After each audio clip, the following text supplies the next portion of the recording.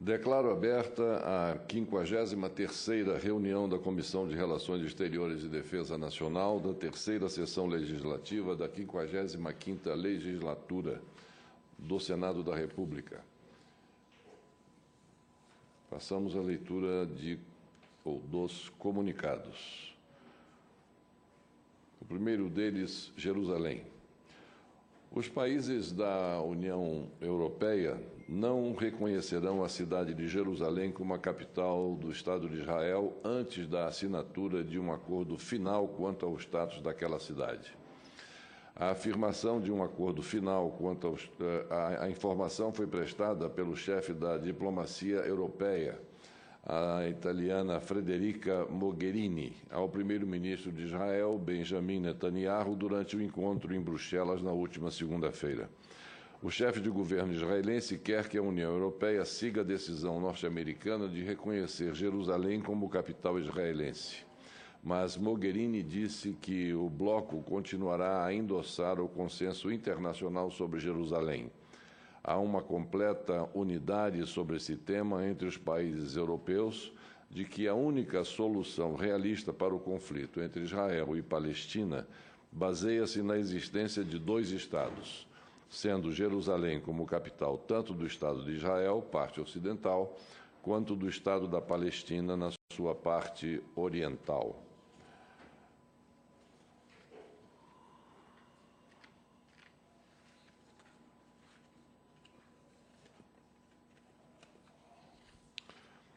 Finalizando, disse Mogherini que a União Europeia e seus países membros continuarão a respeitar o consenso internacional sobre Jerusalém até que o status final da cidade santa seja resolvido por meio de negociações diretas entre as duas partes envolvidas.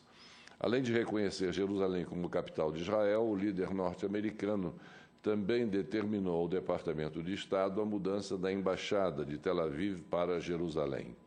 Por sua vez, os líderes de 57 países muçulmanos reunidos ontem em Istambul, na Turquia, pediram ao mundo que reconheça o Estado da Palestina e Jerusalém Oriental como sua capital ocupada. O comunicado da Organização da Cooperação Islâmica, divulgada ontem, afirma que a decisão do presidente norte-americano de reconhecer a cidade como capital de Israel é nula e sem efeito.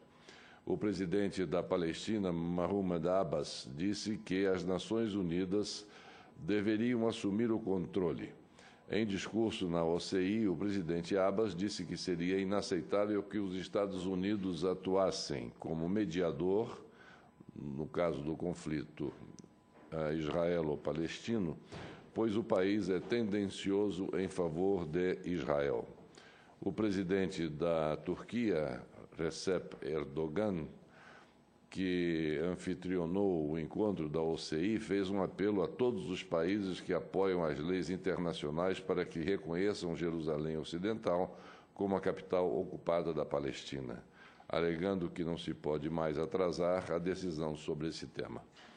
Falando em Ankara, após conversar com Erdogan, o presidente russo Vladimir Putin disse que tanto a Rússia quanto a Turquia concordam que a decisão da administração americana não ajuda na solução da situação no Oriente Médio e, efetivamente, pode minar as perspectivas do processo de paz israelo-palestino. Israel define Jerusalém como sua eterna e indivisível capital, enquanto a Palestina considera Jerusalém Oriental, ocupada por Israel desde 1967, como a capital de um futuro Estado palestino. A soberania israelense sobre Jerusalém nunca foi reconhecida pela comunidade internacional e todos os países do mundo mantêm suas embaixadas em Tel Aviv. A única embaixada agora transferida para Jerusalém é a dos Estados Unidos. Segundo os acordos de paz celebrados entre Israel e Palestina em Oslo, em 1993, o status final de Jerusalém deverá ser discutido nos estágios finais das negociações de paz. Desde 1967, Israel construiu mais de uma dúzia de assentamentos em Jerusalém Oriental, abrigando mais de 200 mil colonos judeus. Tais assentamentos são considerados ilegais pelas leis internacionais, mas Israel contesta esse entendimento. Jerusalém também abriga sítios sagrados para o judaísmo, o islamismo e o cristianismo, especialmente em Jerusalém. O próximo comunicado, a Síria. O presidente da Rússia, Vladimir Putin, ordenou a retirada parcial do contingente militar russo na Síria durante visita surpresa a uma base aérea russa perto da cidade síria de Latakia, na última segunda-feira. O anúncio foi feito menos de uma semana depois que a Rússia declarou vitória completa sobre o autotitulado Estado Islâmico na Síria. O presidente russo declarou durante sua visita que uma parte significativa do contingente russo na Síria voltará para as suas casas, de acordo com a agência de notícias russa RIA Novosti. No mesmo dia, o ministro da Defesa russo, Sergei Shoigu, confirmou que a Rússia já começou a retirada de suas tropas daquele país. Quando indagado sobre o prazo para a conclusão dessa retirada, o ministro da Defesa respondeu que isso dependeria da situação da Síria. O anúncio ocorre uma semana após a declaração de vitória completa sobre os terroristas do auto-intitulado Estado Islâmico na Síria e a mudança de foco para um processo político que, eventualmente, envolveria eleições presidenciais e parlamentares no país.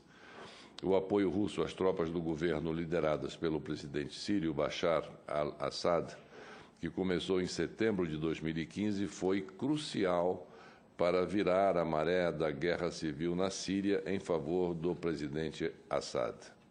Este recebeu Putin na base aérea onde o anúncio foi feito, e o presidente russo disse a seu homólogo sírio que a Rússia gostaria de buscar o apoio do Irã e da Turquia para trazer a paz à Síria.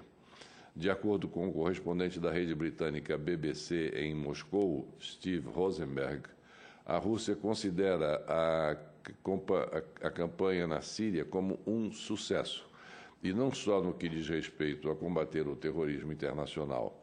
Moscou teve sucesso em manter um aliado-chave, o presidente Assad, no poder.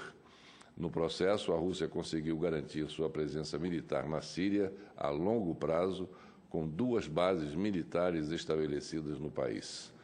O correspondente afirma ainda que os russos também expandiram sua influência em todo o Oriente Médio. E no cenário global, a intervenção impediu a Rússia de se isolar internacionalmente após a anexação da Crimeia em 2014.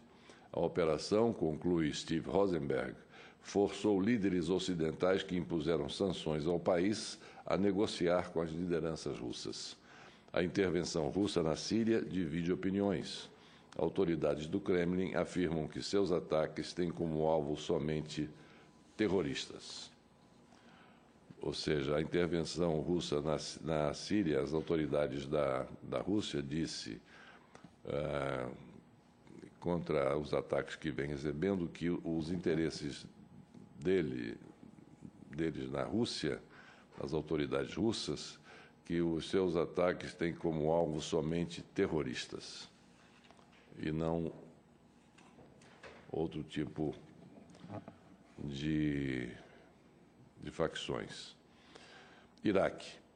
Do lado iraquiano, o primeiro-ministro Haider al-Abadi anunciou que a guerra contra o Estado Islâmico em seu país acabou quando tropas iraquianas tomaram o controle das últimas posições defendidas pelo grupo, na fronteira entre o Iraque e a Síria. O anúncio iraquiano foi feito no sábado, 2 dias depois que a Rússia declarou vitória completa sobre os terroristas na Síria. A declaração foi feita por Haider al-Abadi durante uma conferência na capital Bagdad. Disse o primeiro-ministro: "Nosso inimigo quis matar a nossa civilização, mas nós ganhamos por meio da nossa unidade e da nossa determinação." A porta-voz do Departamento de Estado norte-americano, Heather Nauert, informou em nota que os iraquianos que viviam sob o jugo brutal dos jihadistas agora estavam livres, mas acrescentou que a liberação do Iraque não significa o fim da luta contra o terrorismo iraquiano. A primeira-ministra britânica Theresa May parabenizou o primeiro-ministro Abadi pelo que ela chamou de momento histórico. mas também admitiu que o Estado Islâmico ainda é uma ameaça.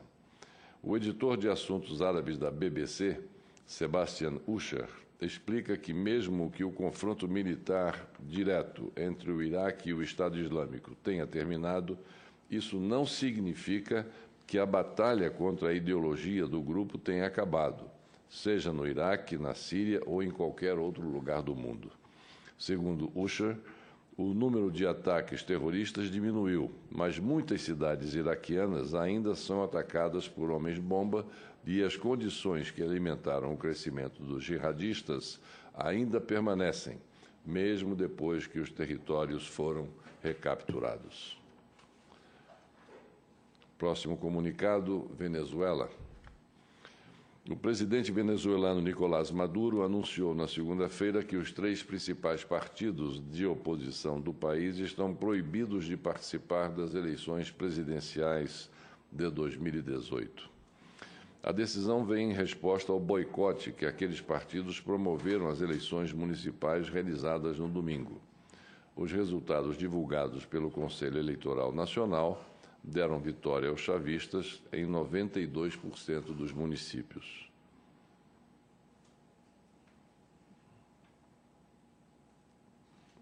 É interessante um partido que se nega a participar devido a um processo eleitoral,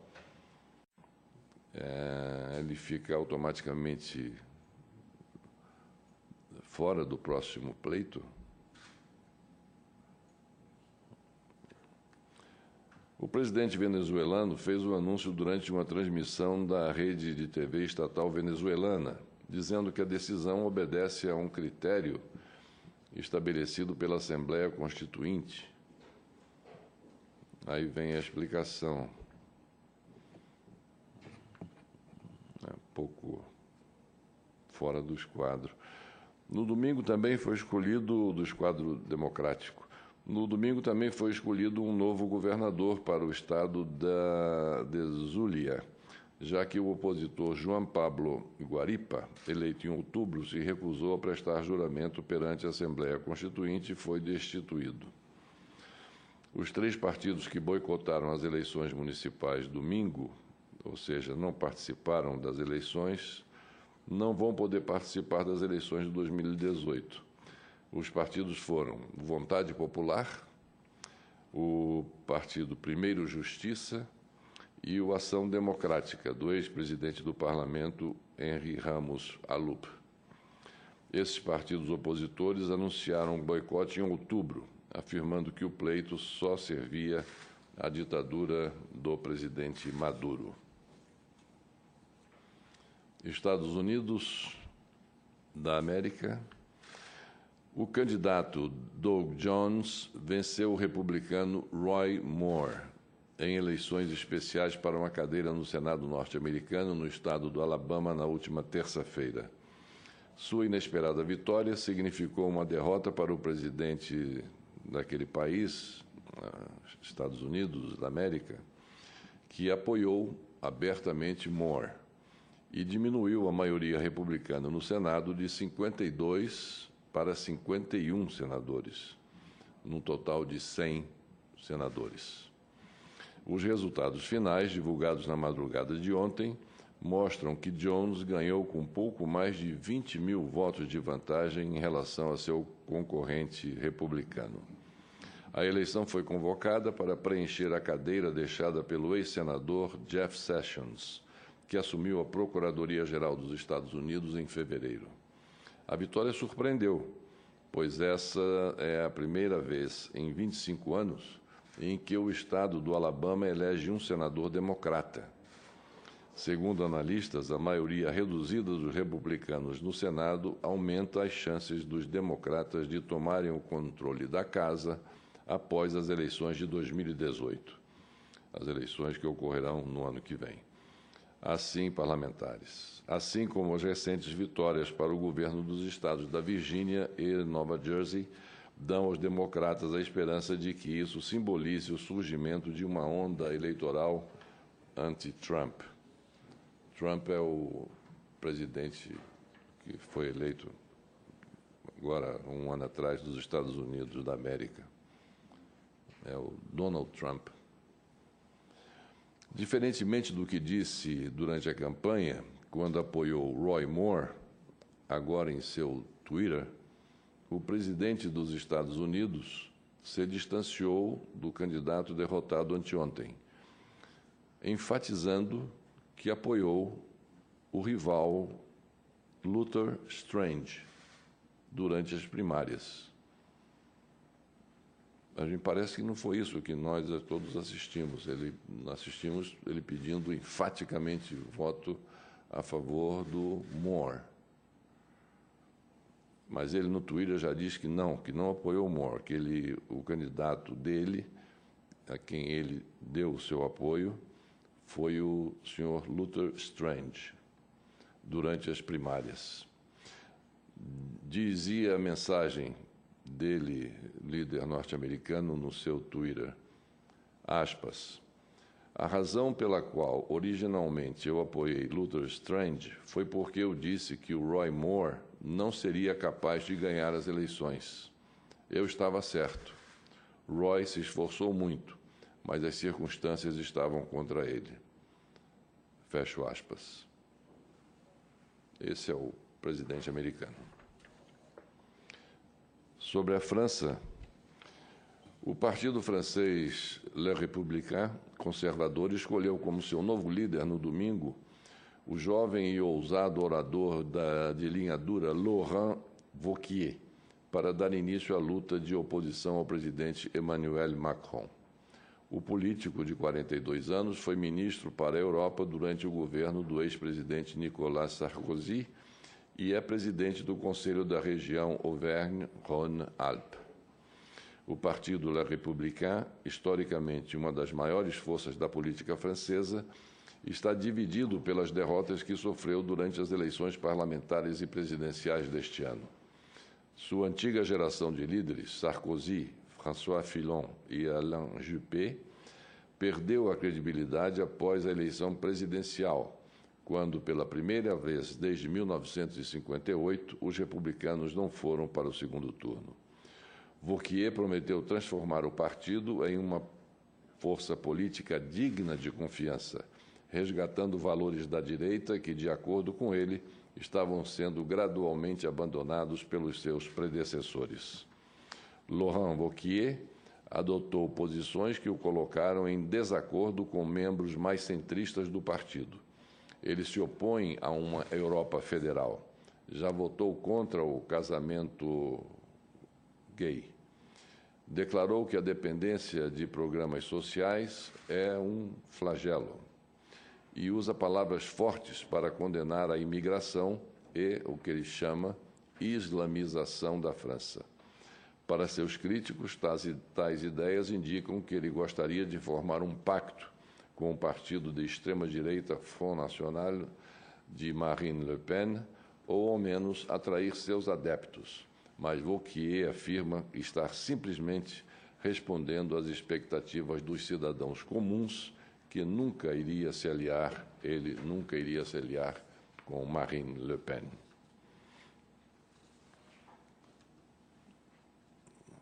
Me permitiria agora, com a aquiescência das senhoras e dos senhores senadores, fazer um rápido balanço das atividades da nossa comissão durante o ano de 2017. Desde 14 de março, quando da instalação da comissão, foram realizadas 53 reuniões, dentre deliberativas e audiências públicas. Dessas 53 reuniões, 26 destinaram-se a audiências públicas. Das 53, 26 de audiências públicas, com um total de 69 convidados participantes, entre autoridades e especialistas. Destaco que dessas 26 audiências públicas, 18 foram referentes aos painéis do ciclo de debates intitulado O Brasil e a Ordem Internacional, Estender Pontes ou Erguer Barreiras, os quais são realizados quinzenalmente por esta comissão. Vale ressaltar que, dentre essas audiências públicas, recebemos vários ministros de Estado, como o ministro Raul Jungmann, bem como os comandantes das três forças, do Exército, da Marinha e Aeronáutica.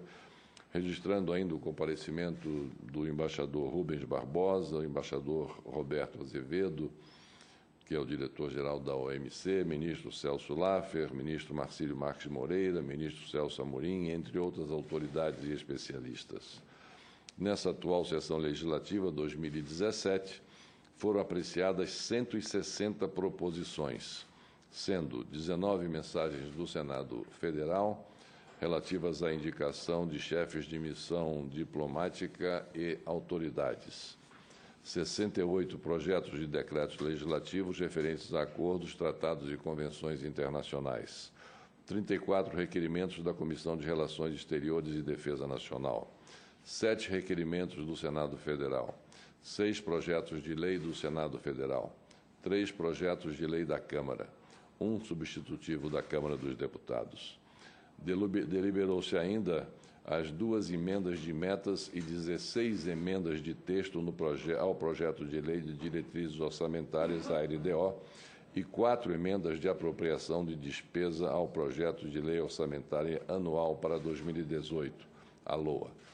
No tocante à apreciação da indicação de embaixadores e autoridades, foram aprovados os nomes para as embaixadas do Brasil nos seguintes países: Zimbábue, Eslovênia, Israel, Zâmbia, Emirados Árabes Unidos, Chile, Irlanda, Bangladesh, Belize, Trinidad e Tobago, Gana, México, para o cargo de delegado permanente do Brasil junto à Unesco, Armênia, Suriname, Congo, Quênia, cumulativamente com a República de Ruanda, de Uganda, da Somália e do Burundi, Tailândia, cumulativamente com o Reino do Camboja e com a República do Laos, e delegado permanente junto à Associação Latino-Americana e ao Mercado Comum do Sul. Destaco entre as matérias apreciadas por esta Comissão de Relações Exteriores e Defesa Nacional a Lei de Imigração, SCD número 7/2016, de autoria de Sua Excelência o senador Aloysio Nunes Ferreira, atual ministro das Relações Exteriores, e relatado por Sua Excelência o senador Tasso Gereissati. Também o Acordo Aquífero Guarani Brasil e Argentina, PDS número 24 de 2017, também relatado por Sua Excelência, tão bem relatado por Sua Excelência a senadora Ana Amélia. O Acordo de Cooperação e Facilitação de Investimentos entre o Brasil e os Estados Unidos Mexicanos, PDS número 29 de 2017, relatado por Sua Excelência o senador Armando Monteiro. O Acordo de Cooperação e Facilitação de Investimentos entre o Brasil e a República do Chile, PDS número 36 de 2017, relatado por Sua Excelência o senador Pedro Chaves. A Convenção de Minamata sobre mercúrio, adotada em Kunamoto, Japão, PDS número 114 de 2017, relatada por Sua Excelência o senador Jorge Viana. O Acordo de Cooperação em Defesa entre Brasil e Rússia, assinado em Moscou, PDS 22 de 2017, relatado por Sua Excelência o senador Flecha Ribeiro. A Convenção sobre o Trabalho Decente para os Trabalhadores e Trabalhadoras Domésticas e da Recomendação sobre o Trabalho Doméstico Decente para os Trabalhadores e Trabalhadoras Domésticas da Organização Internacional do Trabalho, PDS 210 de 2017, relatada por Sua Excelência o senador Lazier Martins. O acordo entre o Governo da República Federativa do Brasil e o Governo dos Emirados Árabes Unidos sobre mútua isenção de vistos para portadores de passaporte comum, PDS número 215 de 2017, relatado por Sua Excelência o senador Lazier Martins, e o texto das emendas ao Protocolo de Quioto, à Convenção Quadro das Nações Unidas sobre Mudanças do Clima, PDS número 227 de 2017, relatada por Sua Excelência o senador Jorge Viana. Dando continuidade à aproximação entre parlamentos e aprimorar as relações bilaterais entre os países, reativamos o Grupo Parlamentar Brasil-Argentina, com o qual já fizemos 4 reuniões extremamente produtivas. e o Grupo Parlamentar Brasil-Marrocos, com o qual já realizamos 2 reuniões igualmente extremamente proveitosas. Outra realização que reputo importante registrar, provocada por esta comissão, foi a realização da sessão solene do plenário do Senado Federal, comemorativa aos 25 anos da Conferência Mundial sobre Meio Ambiente, a Rio 92, proposta original por Sua Excelência o senador Jorge Viana, em que pudemos contar com a participação de autoridades e especialistas que, direta ou indiretamente, colaboraram na realização daquela importante conferência. Prestado contas dos nossos trabalhos aos nossos ouvintes e a toda a Casa Legislativa, informo que os projetos de decreto legislativo de números 240, 241, 242, 243, 244 de 2017, constantes da pauta de hoje, encontram-se em fase de recebimento de emendas, nos termos da alínea C, item 1 do artigo 122 do Regimento Interno do Senado Federal. Considerando que a presente sessão legislativa está chegando ao fim e, em nome da celeridade processual, esta presidência comunica às senhoras e senhores senadores que as emendas poderão ser oferecidas até o encerramento da discussão dessas matérias. Recebo a solicitação de inversão de pauta do item 1, do item 4 para o item 1. As senhoras e os senhores senadores que estiverem de acordo, permaneçam como se encontram. Aprovado. Passamos, então, como primeiro item da nossa pauta, o item número 4, que é o projeto de decreto legislativo número 243 de 2017, não terminativo, que aprova o texto do Tratado sobre o Comércio de Armas assinado pelo Brasil, no âmbito da Organização das Nações Unidas, em Nova Iorque, em 3 de julho de 2013. Autoria, Comissão de Relações Exteriores e Defesa Nacional da Câmara dos Deputados. Relatoria, Sua Excelência Senadora Antônia Anastasia. O relatório é pela aprovação. Concedo a palavra a Sua Excelência, o senador Antônio Anastasia, para a leitura de seu relatório. Bom dia, senhor presidente, senador Fernando Collor, eminentes pares. Agradeço a Vossa Excelência pela inversão da pauta e passo a ler o relatório conforme apregoado por Vossa Excelência. Com fundamento no inciso 1º do artigo 49 e no inciso 8º do artigo 84, ambos da Constituição Federal, a então Presidente da República, por meio da mensagem número 357, de 5 de novembro de 2014, submeteu ao Congresso Nacional o texto do Tratado sobre Comércio de Armas, assinado pelo Brasil no âmbito da Organização das Nações Unidas, em Nova Iorque, em 3 de junho de 2013, para deliberação. A matéria foi inicialmente apreciada pela Câmara dos Deputados. Em 16 de dezembro de 2015, a Comissão de Relações Exteriores e Defesa Nacional daquela Casa aprovou o parecer favorável e apresentou o projeto legislativo número 298 de 2015. Ainda na Câmara, o projeto recebeu o parecer favorável da Comissão de Constituição e Justiça em 23 de agosto de 2016, da Comissão de Segurança Pública e Combate ao Crime Organizado em 5 de setembro de 2017 e foi aprovada em plenário em 7 de dezembro de 2017. No Senado Federal, a proposição registrada como projeto de decreto legislativo número 243 de 2017 foi distribuída a essa comissão. Nos termos do inciso 2º do artigo 376 do Regimento Interno do Senado, não foram apresentadas emendas. Análise. De acordo com o inciso 1º do artigo 103 do nosso regimento interno, compete a essa comissão emitir parecer sobre proposições referentes aos atos internacionais. Conforme a exposição de motivos interministerial número 148, de 10 de julho de 2014, do então Ministro de Estado das Relações Exteriores, Luiz Alberto Figueiredo Machado, do então Ministro de Estado da Justiça, José Eduardo Martins Cardoso, e do então Ministro de Estado da Defesa, Celso Luiz Nunes Amorim, a qual acompanha a mensagem presidencial, temos: o tratado, conhecido como Arms Trade Treaty, foi assinado pelo embaixador Antônio José Valim Guerreiro, representante permanente do Brasil junto à Conferência de Desarmamento em 3 de junho de 2013, na sede da ONU em Nova Iorque. O texto do ATT foi elaborado ao longo de 2 conferências negociadoras das Nações Unidas e adotado pela Assembleia Geral da ONU em 2 de abril de 2014, por meio de resolução que, submetida à votação, recebeu o voto favorável do Brasil. Ao entrar em vigor, isso já aconteceu em 24 de dezembro de 2014, o ATT constituirá o primeiro instrumento juridicamente vinculante de caráter universal a ser aplicado às transferências de armas convencionais entre Estados.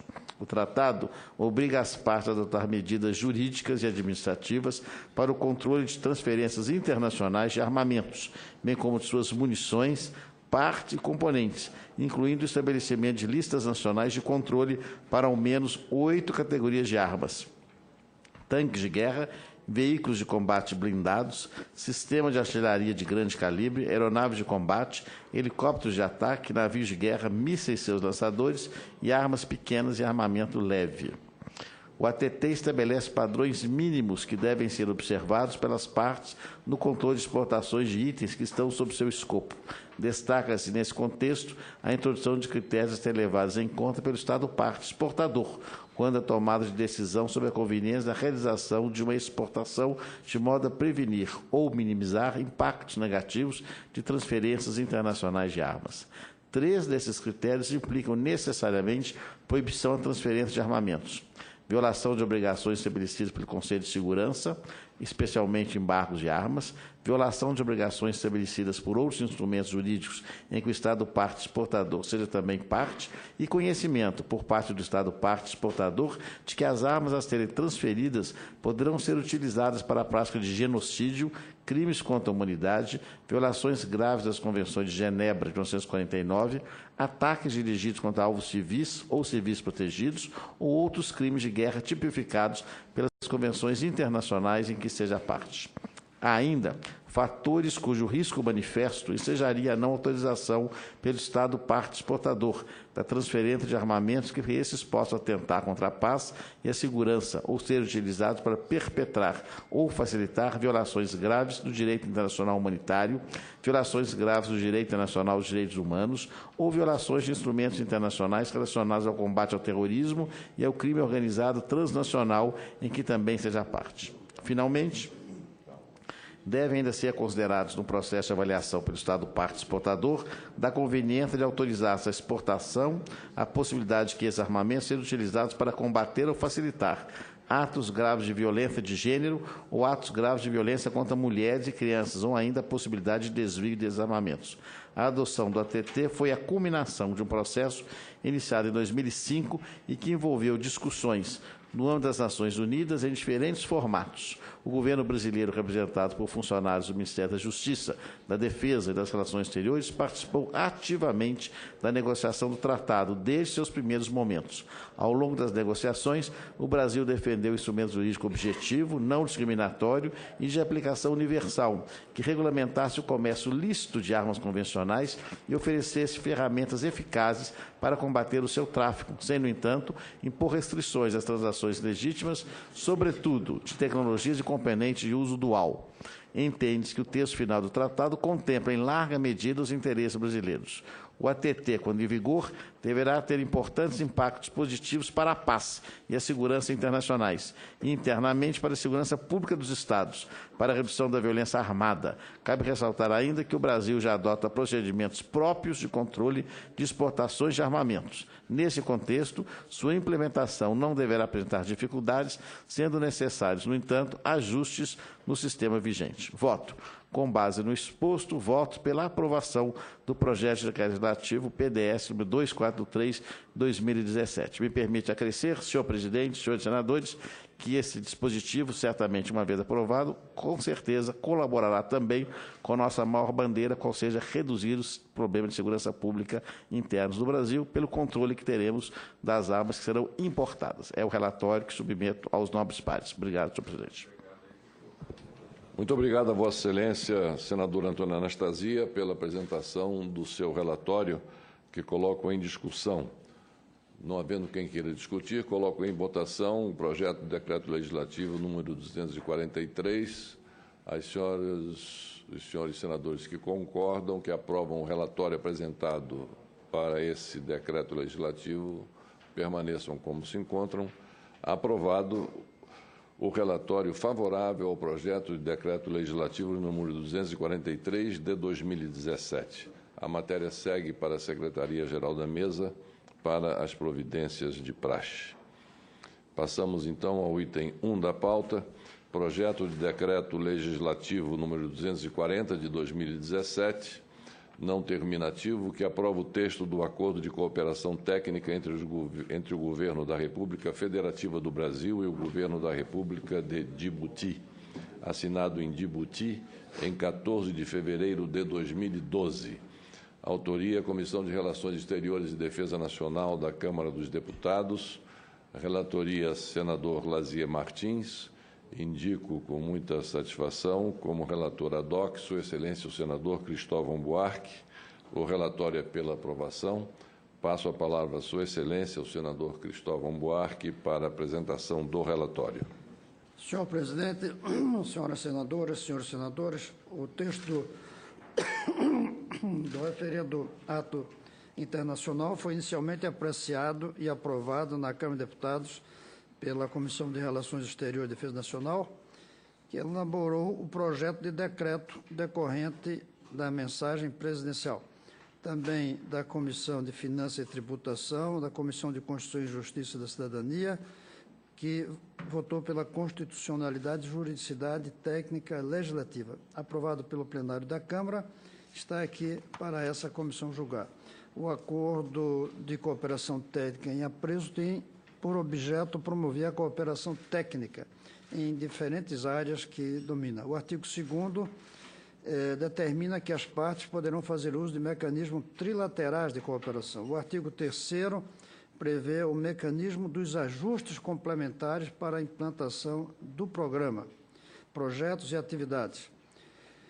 Segundo determina o artigo 5º, caberá às partes contratantes assegurar que os documentos, informações e outros conhecimentos obtidos em decorrência do presente acordo não serão transmitidos a terceiros, sem o consentimento prévio. Cada parte concederá ao pessoal enviado por uma das partes o respectivo apoio logístico necessário à sua instalação. Os bens, equipamentos e outros itens fornecidos por uma parte à outra para a execução de programa no âmbito do presente acordo serão isentos de taxas, impostos e demais gravames de importação e exportação. Quanto às cláusulas pertinentes à entrada em vigor desse instrumento internacional, o artigo 10 estipula que cada parte notificará a outra no cumprimento das exigências legais necessárias à entrada em vigor na data que escolher. Determina ainda que este acordo terá vigência de 5 anos e será automaticamente prorrogado por períodos iguais sucessivos, a menos que uma das partes manifeste sua decisão em contrário. O ato institucional internacional em apreço prevê também a utilização de ajustes complementares para a implementação de programas, projetos e atividades de cooperação técnica. Observe-se, nesse sentido, que o parágrafo único do decreto legislativo, que foi elaborado pela Comissão de Relações Exteriores e Defesa Nacional da Câmara de Deputados e aprovado naquele plenário, que ora vem a este colegiado, sujeita à aprovação do Congresso Nacional, como de praxe nos termos do inciso 1 do artigo 49 da Constituição Federal. O presente instrumento, eu concluo, senhor presidente, o presente instrumento internacional coaduna-se perfeitamente com o interesse do Brasil em fomentar seu progresso econômico por meio da cooperação com outras nações, de modo a estimular o progresso técnico e o desenvolvimento sustentável de ambos os países. Nesse sentido, voto pela aprovação do projeto do Decreto Legislativo número 240, de 2017.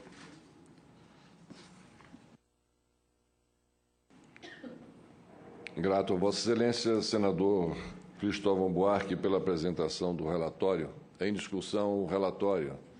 Não havendo quem queira discutir, em votação. As senhoras e os senhores senadores que o aprovam permaneçam como se encontram. Aprovado o relatório favorável ao projeto do decreto legislativo número 240, de 2017. A matéria vai para a Secretaria-Geral da Mesa para os trâmites normais. Item 2 da pauta, projeto de decreto legislativo número 241 de 2017, não terminativo. Aprova o texto do acordo de cooperação técnica entre o Governo da República Federativa do Brasil e o Governo da União das Comores, assinado em Moroni em 21 de novembro de 2011. Autoria, Comissão de Relações Exteriores e Defesa Nacional da Câmara dos Deputados. Relatoria, Sua Excelência, o senador Pedro Chaves. O relatório é pela aprovação. Concedo a palavra à Sua Excelência para a apresentação de seu relatório. Senhor presidente, senhores senadores, senhora senadora, nosso bom dia. Com fundamento no disposto no artigo 49, inciso 1 da Constituição, o Poder Executivo, por meio da mensagem número 167, de 27 de maio de 2015, submete ao Congresso Nacional o texto do Acordo de Cooperação Técnica entre o Governo da República Federativa do Brasil e o Governo da União das Comores, assinado em Moroni em 21 de novembro de 2011. Cuida-se aqui de um acordo quadro de cooperação técnica entre a República Federativa do Brasil e a União dos Comores, que visa a fortalecer os laços de amizade entre os dois povos, aperfeiçoar e estimular o progresso técnico e desenvolvimento socioeconômico dos dois países, por meio da cooperação entre seus programas e políticas correlatas e da criação de mecanismos institucionais necessários. Ressalte-se, por fim, que a cooperação entre os povos é princípio constitucional que rege nossas relações internacionais. No caso em apreço, reveste-se de importância especial, porque reforça esse tipo de relacionamento com as nações mais carentes de desenvolvimento técnico e que se espera seja marcado pelo dinamismo e benefícios recíprocos. Voto do relator. Com base no exposto, considerando ser de todo conveniente aos interesses do país a ratificação do acordo em análise, o voto é pela aprovação do projeto do Decreto Legislativo no 241 de 2017. Senador Pedro Chaves, relator. É o voto, senhor presidente. Muito obrigado a Vossa Excelência, senador Pedro Chaves, pela leitura do relatório feito ao Decreto Legislativo número 241, que coloco em discussão. Não havendo quem queira discutir, em votação o relatório de Sua Excelência, senador Pedro Chaves. As senhoras e senhores senadores que o aprovam permaneçam como se encontram. Aprovado. Aprovado o relatório favorável ao projeto do Decreto Legislativo número 241 de 2017. A matéria segue à Secretaria-Geral da Mesa para as providências de praxe.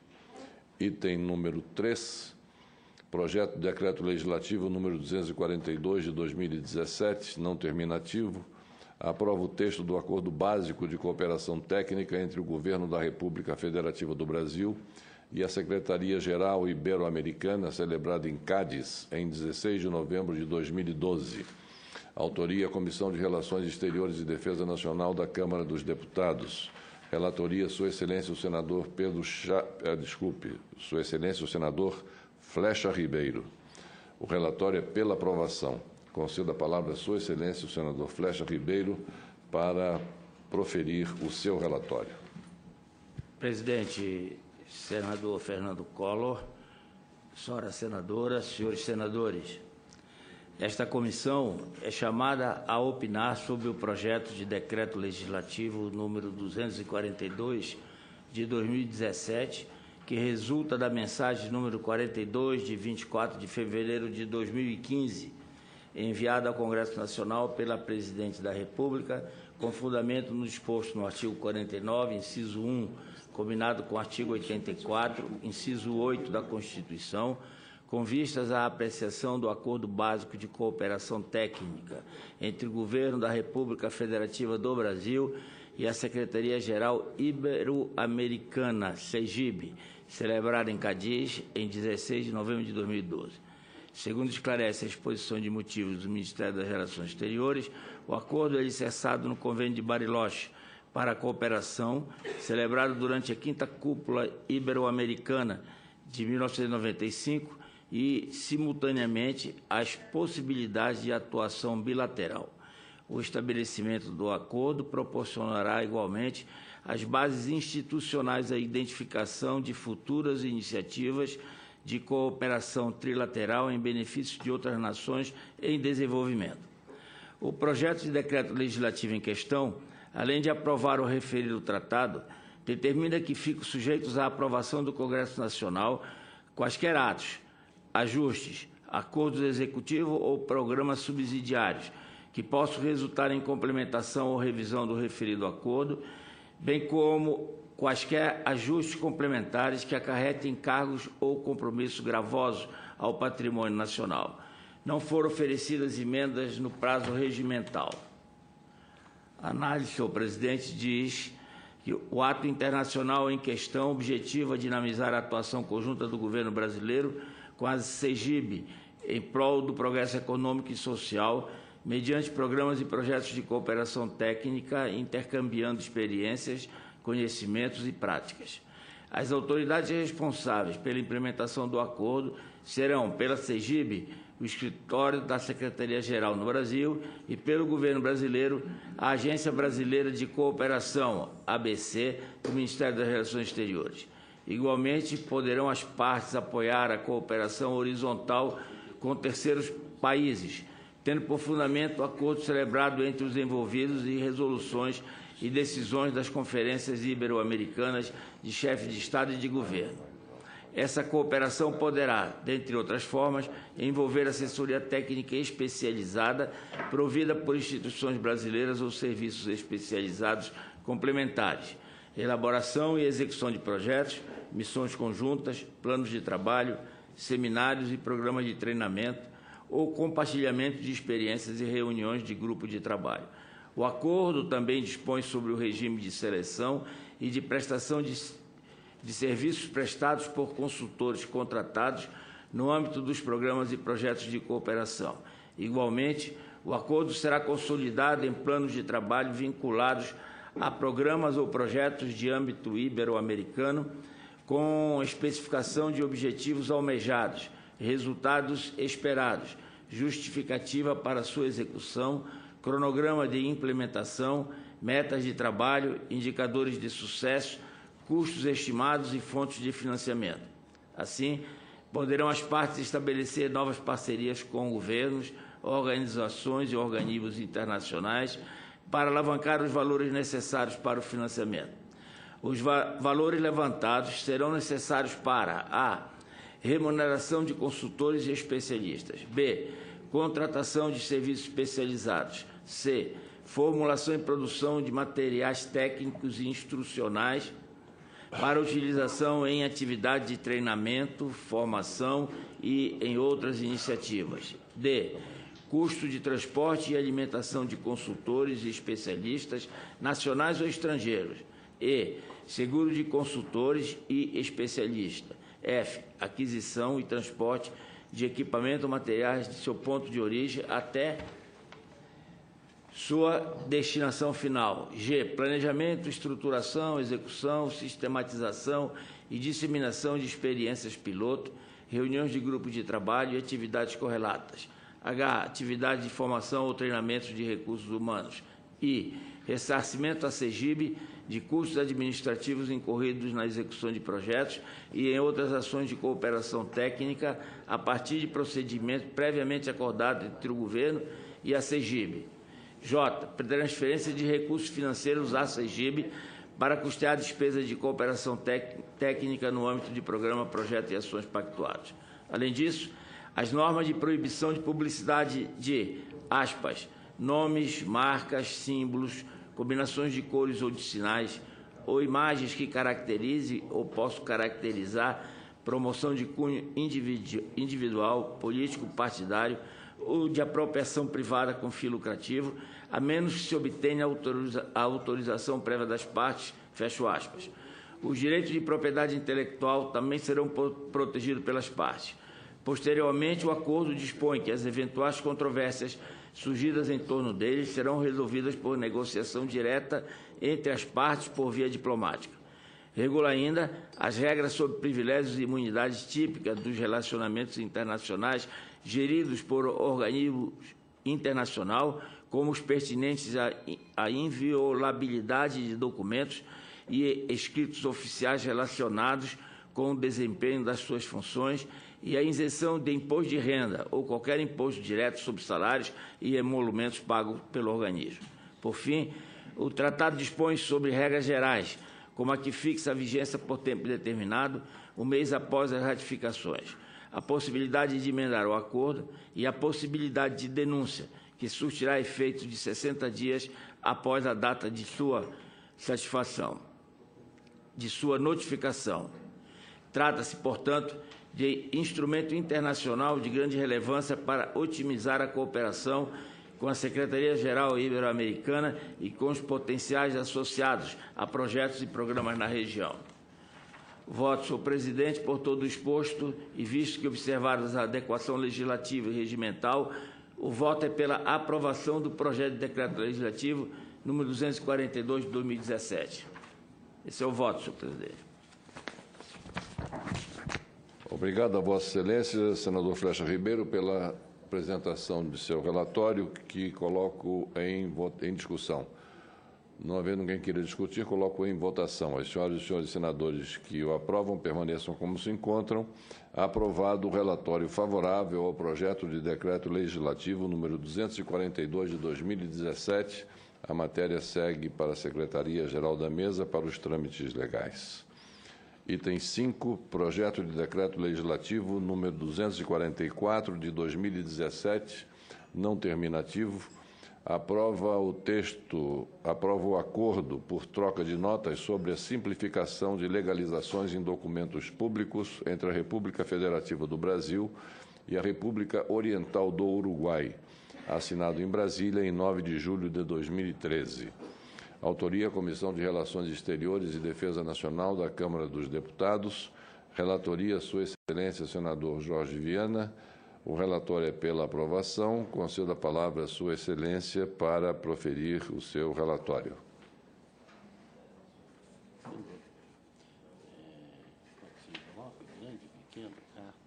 Obrigado, senhor presidente. Queria cumprimentar as colegas senadoras e senadores, todos que trabalham aqui na Comissão de Relações Exteriores e Defesa Nacional e nos acompanham também nessa quinta-feira pela Rádio e TV Senado.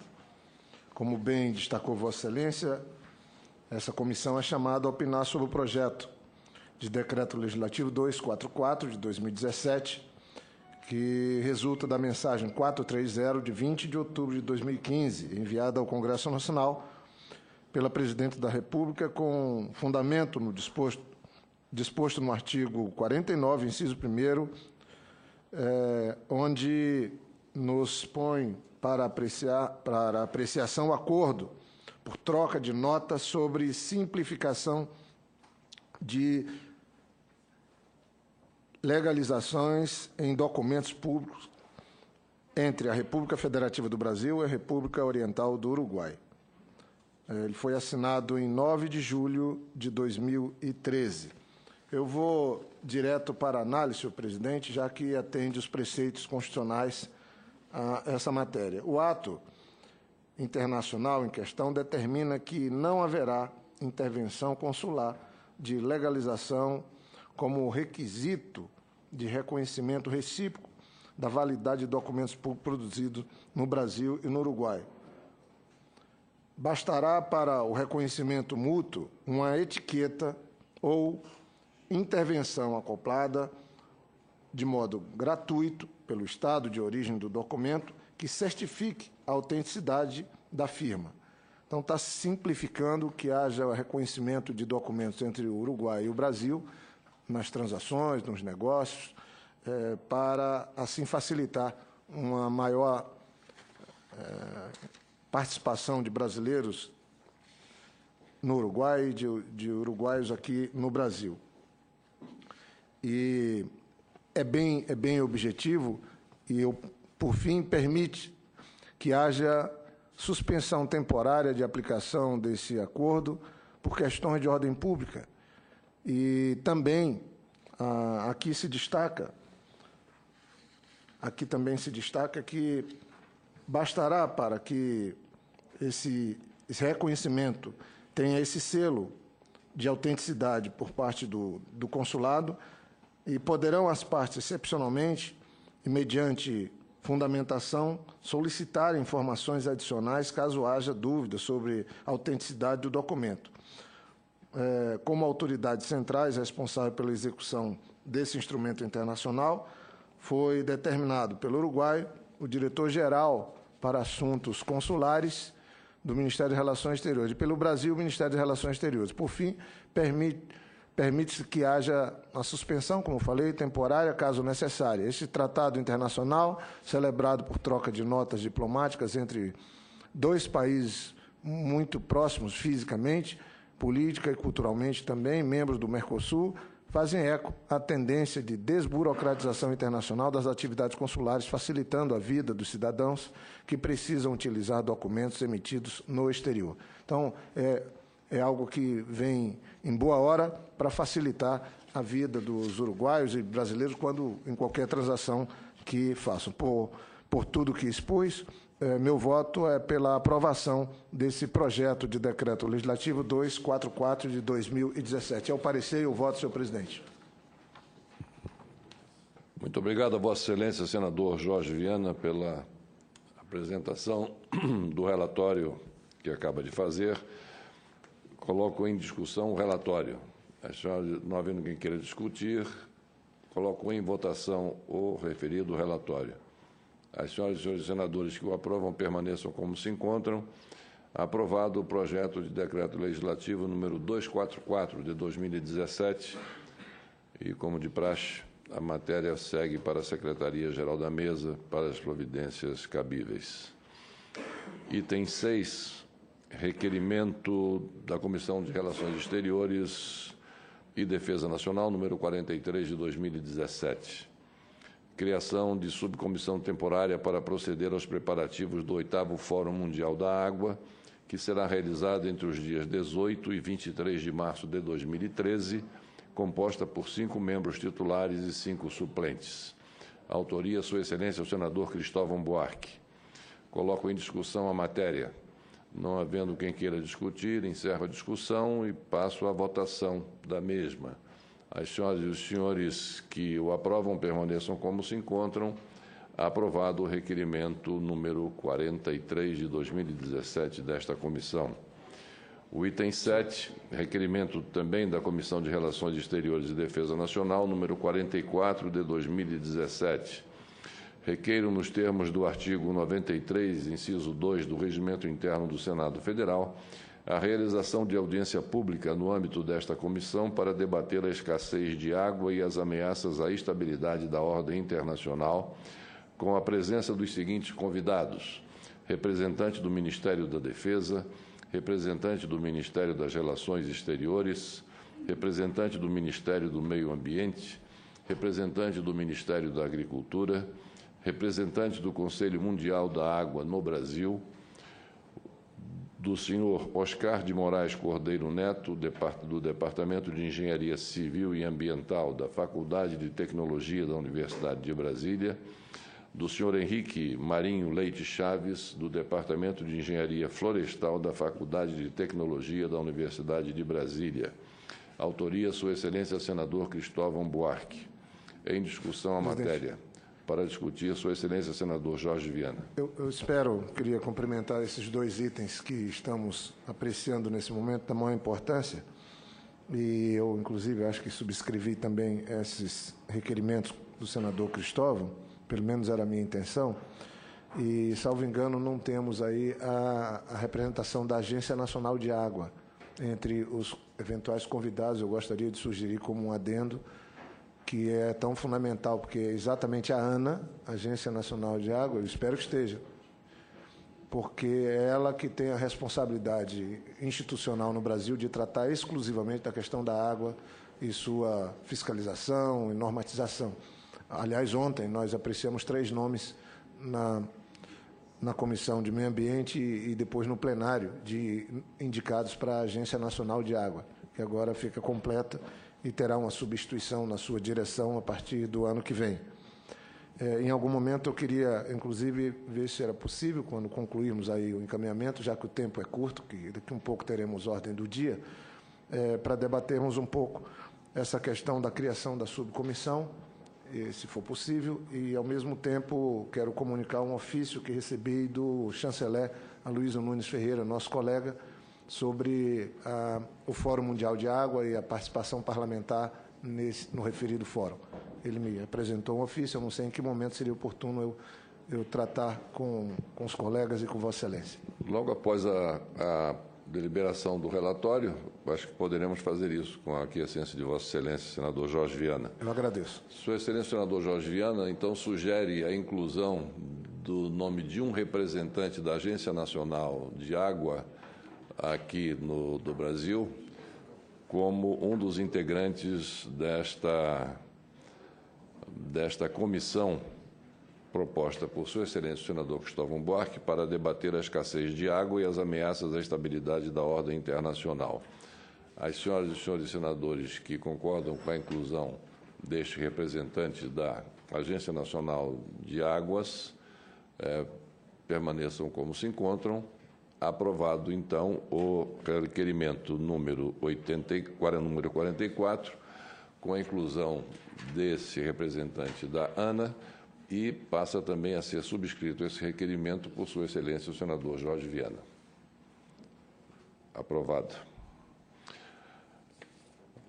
Passamos agora a palavra a Sua Excelência o senador Jorge Viana para a continuação das suas considerações feitas anteriormente à aprovação do requerimento que acaba de ser aprovado. Tem a palavra, Vossa Excelência. Obrigado, senhor presidente. Eu acho muito oportuno que tenhamos aprovado essas duas iniciativas, porque o Brasil vai sediar o 8º Fórum Mundial de Águas em março do próximo ano, aqui em Brasília. É a primeira vez que teremos esse fórum no hemisfério sul. E na última reunião em que discutimos esse assunto, senhor presidente, Vossa Excelência, até fazendo a leitura do comunicado, não questionou, mas levantou uma intenção de entender melhor a ideia do compartilhando água. Eu falei do aquífero Guarani, que era tido como o maior reservatório subterrâneo de água doce no mundo, e depois falei que ele foi substituído por um outro, que é o Alter do Chão, que é integralmente dentro do território nacional, que esse sim é muito maior que o aquífero Guarani, que é compartilhado com países vizinhos, e é totalmente dentro do território nacional. De fato, é muito importante que essa comissão participe, trabalhe esse tema, que haja uma priorização por parte do Parlamento brasileiro, Câmara e Senado, porque há uma sessão no Fórum Mundial parlamentar, e a responsabilidade é nossa, parlamentares brasileiros, de organizarmos essa área. Eu recebi no dia 7, datado do dia 7, chegou, obviamente, depois para mim, um ofício, número 45, assinado pelo colega senador Aloysio Nunes Ferreira, ministro de Estado de Relações Exteriores, me indicando, o ofício faz referência à minha relação com o tema, e ele como coordenador do fórum, está me indicando que eu pudesse coordenar a formação desse grupo parlamentar brasileiro que estabeleceria a agenda e a atividade do parlamento no fórum, porque nós estaremos convidados de muitos parlamentos do mundo. Eu estive em São Petersburgo, a pedido da ANA e a pedido do próprio chanceler Aloysio, junto com o presidente da Casa, Eunício Oliveira, no evento que ocorreu em São Petersburgo, no dia 14 ao dia 18, na União Interparlamentar, na sua Assembleia, eu fiz o discurso em nome do Parlamento Brasileiro, convidando os parlamentares dos parlamentos do mundo inteiro para que venham participar do Fórum Mundial de Água, como ocorre toda vez que temos um fórum. Ele ocorre a cada 3 anos, o de Marseille foi assim, o da Coreia do Sul, que foram os últimos. Eu tive o privilégio de participar, junto, inclusive, com o atual chanceler Aloysio Nunes Ferreira. E ele, sabendo disso, ele faz aqui uma série de justificativa e me pede que assuma a responsabilidade de tentar organizar a participação parlamentar brasileira no referido Fórum Mundial de Água.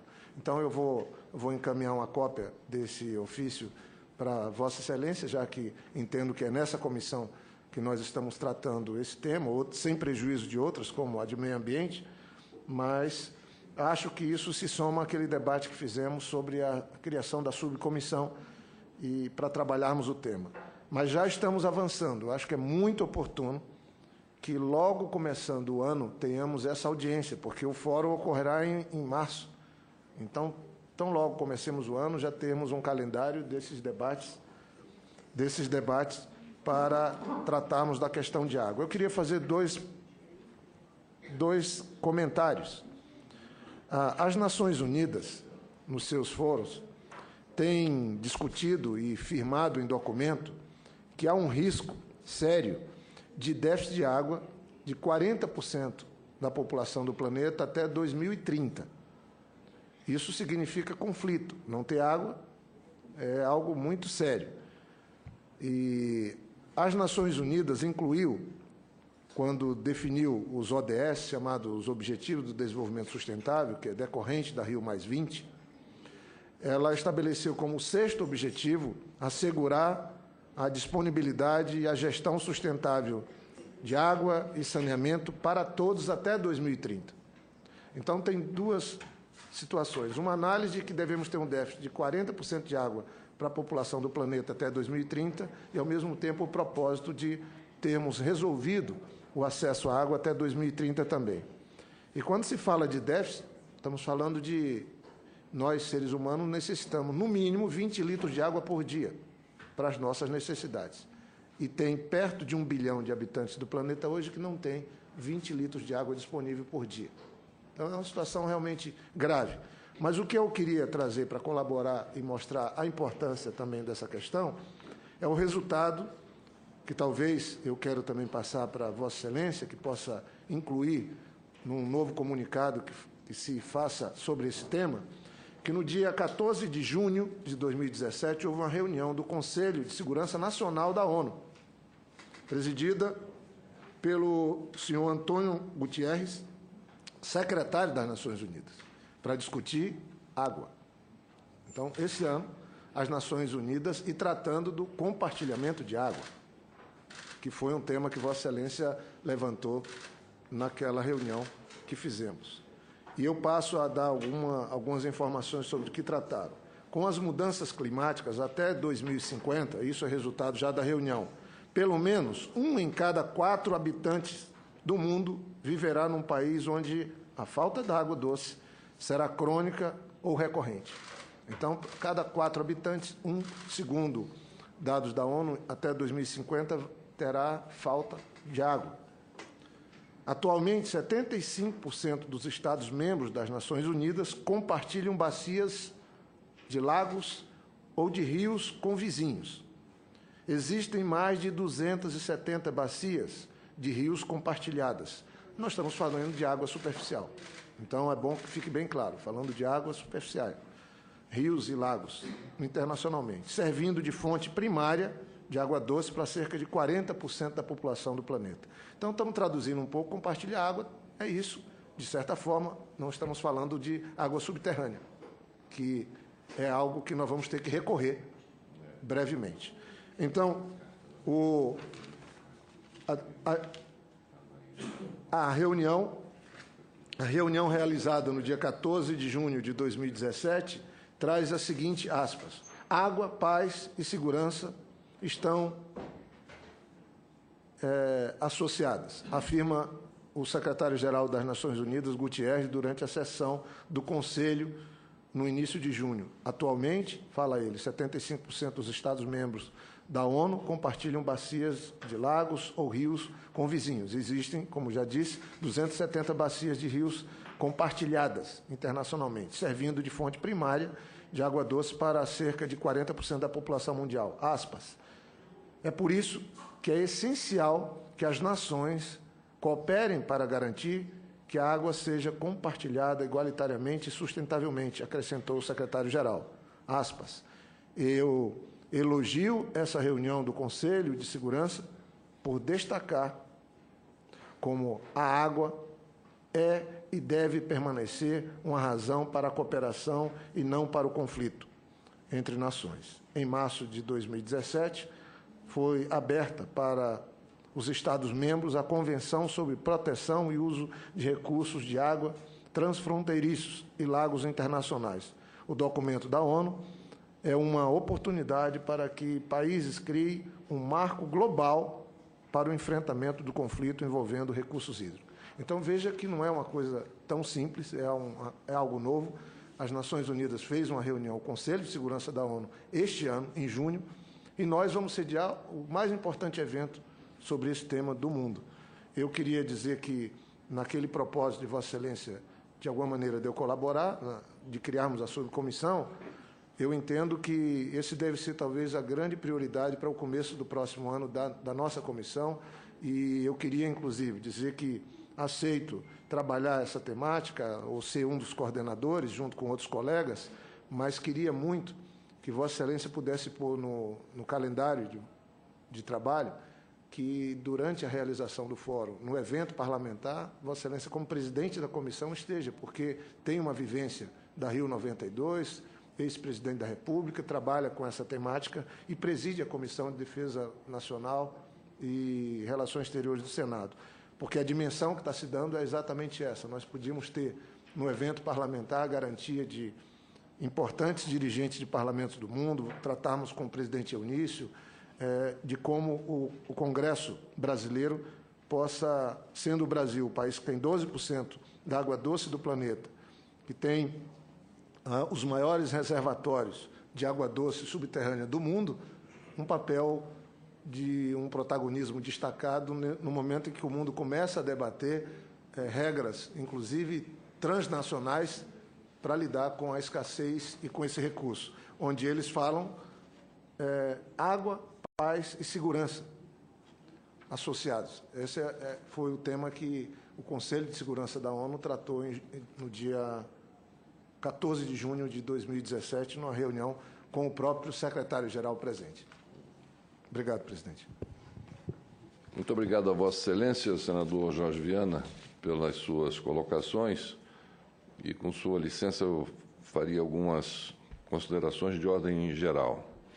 Bom, em primeiro lugar, que a subcomissão, hoje aprovada por este plenário, subcomissão para tratar dos preparativos da realização do 8º Fórum Mundial da Água, a presidência caberá a Vossa Excelência desta comissão.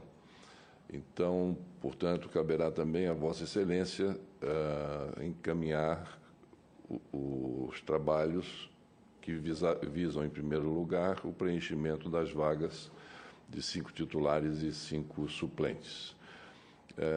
Suponho que, a partir daí, Vossa Excelência, mediante o ofício recebido por Vossa Excelência, de Sua Excelência, o senhor ministro Aloysio Nunes Ferreira, poderá fazer um trabalho conjunto, incluindo esse núcleo parlamentar dentro desse convite recebido por Sua Excelência, o senador e ministro Aloysio Nunes Ferreira. Então, ficaria ao seu encargo esse trabalho já como presidente da subcomissão vinculado à Comissão de Relações Exteriores para os preparativos e as tratativas com vistas à realização do Fórum. Em segundo lugar, eu me permitiria ler um trecho em função daquela questão de dúvida do compartilhamento, o que significaria exatamente, e tem uma ligeira diferença entre o que diz, o que coloca no ofício de Sua Excelência, o senhor Presidente da República, Michel Temer, endereçado ao senhor Secretário-Geral das Nações Unidas, convidando-o para se fazer presente ao 8º Fórum, nessa questão do compartilhamento. Ele diz, no ofício enviado no dia 3 de agosto, portanto, 2 meses depois, o ofício que o senhor tem em mãos, Vossa Excelência tem em mãos, é do dia 7 de junho. A reunião do Conselho, 14 de junho, reunião do Conselho de Segurança da ONU. 14 de junho é a reunião do Conselho sobre esse tema, do Conselho de Segurança da ONU sobre o tema. E a carta de Sua Excelência, senhor Presidente, no dia 3 de agosto. Então, ele coloca assim, o secretário-geral tem a honra de convidar, esse ofício já foi lido na sessão anterior, mas volto a fazê-lo, a fazer a leitura, a fazê-la. Tenho a honra de convidar Vossa Excelência para o 8º Fórum Mundial de Água, ou da Água, a realizar-se no período de 19 a 23 de março de 2018 em Brasília. O fórum, que se reúne a cada 3 anos, é o principal evento internacional sobre recursos hídricos. E aí vem, senador Jorge Viana, a questão do compartilhar. Tem como objetivo compartilhar experiências de gestão sustentável da água. Compartilhar experiências de gestão sustentável da água, promover negócios e fomentar a inovação. Então, aí, se Vossa Excelência pudesse rever a leitura, quando eles tratam aí, quando no ofício trata da questão que a reunião foi realizada para tratar do compartilhamento. Está fácil de retomar a leitura? Claro. É claro que eles tratam explicitamente de compartilhar água superficial. Claro, da superfície. Perfeito. Eles afirmam que temos no mundo 270 bacias que já são compartilhadas. Certo. Como haverá uma escassez, Certo. temos que ter regras para que os países possam compartilhar rios, lagos, como nós temos em Itaipu. Itaipu Certo. é um exemplo de água compartilhada. É um rio que envolve Argentina, o Paraguai e Brasil, inclusive fazendo uso não só para a agricultura, mas fazendo uso para geração de energia. E que 40% da água consumida no planeta vem dessas regiões de lagos e rios que são compartilhados, porque nasce num país como o Douro, o Tejo, entre Espanha e Portugal, por exemplo, e que as nações, como tem risco de conflito, precisam aperfeiçoar a legislação do compartilhar água de superfície. Eu estou fazendo uma referência que temos que ficar muito atento, porque senão daqui um pouco também vamos ter uma outra discussão de como compartilhar a água do subsolo. Eu não estou aqui tomando nenhuma pré-posição, eu só estou colocando que o Brasil será dizer, olha, essa água que está no subsolo, como é que fica? Porque nós estamos discutindo mudança climática. Então é um tema instigante, é um tema importante que devemos acompanhar. Agora, a reunião foi no sentido de trabalhar a ideia de água, paz e segurança associados. Água, paz e segurança. E o tema exclusivo de compartilhamento internacional de água de superfície. Então, a reunião do Conselho de Segurança foi para tratar isso. Por quê? Porque há iminência de escassez e, tendo escassez de água, a iminência de conflito entre países que têm a mesma fonte de água. Nesse texto compartilhar citado aí, o que vem em seguida, após o senhor acabou de ler, Vossa Excelência acabou de ler, senador Jorge Viana? Posso repetir aqui as aspas? Compartilhar? As aspas, porque aí fica melhor do que a interpretação do jornal. Água, paz e segurança estão associados. Aspas, afirmou o secretário-geral das Nações Unidas, Guterres, durante a sessão do Conselho no início de junho, dia 6. Aí, atualmente, 75% dos Estados-membros das Nações Unidas compartilham bacias de lagos ou de rios com os vizinhos.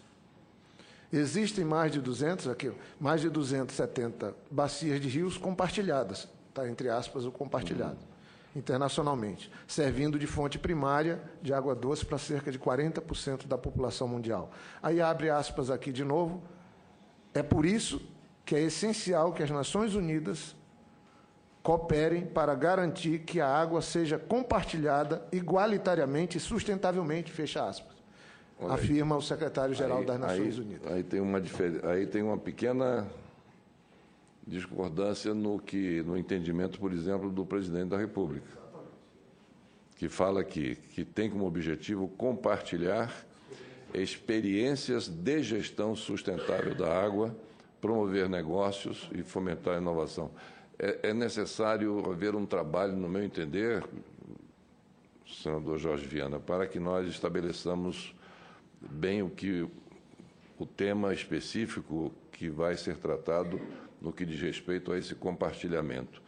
Em relação à água, as águas da superfície, como Vossa Excelência colocou, que 70%, se não me engano, das águas de superfície são compartilhadas, é preciso ver de que maneira essas experiências de compartilhamento elas têm se mostrado, porque o compartilhamento aqui no Brasil, como um exemplo, das águas do São Francisco, tem se mostrado